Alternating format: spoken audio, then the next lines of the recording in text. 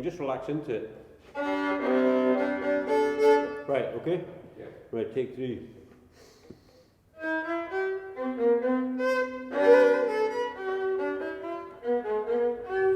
Well, I think going right back to when I was a kid, I was actually from a non-musical family. I was brought up in the countryside.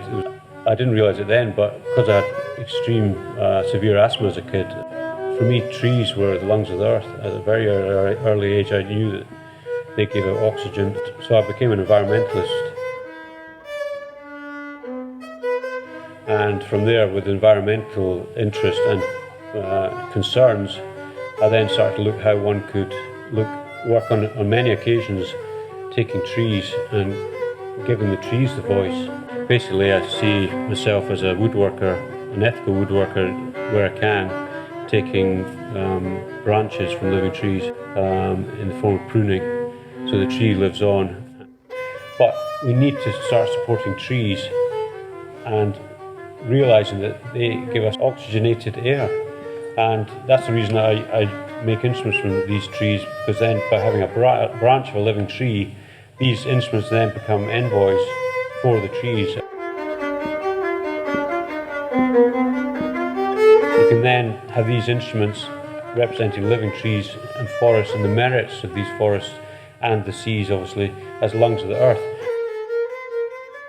From the environmental side of things, I tend to look for trees that have been brought down by storms, for example. So you're respecting the trees' right to live.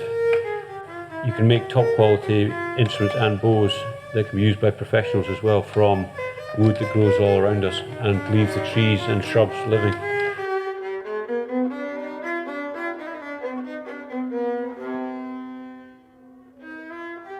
What I try and do where I can is look for trees that have been brought down by nature.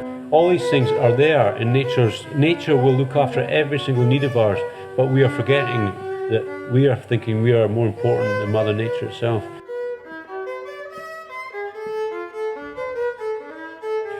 I'm a great believer in giving trees a voice through these instruments, and through the power of music you can bring about change, about collaborating with like-minded people and adding an extra dimension to environmental issues.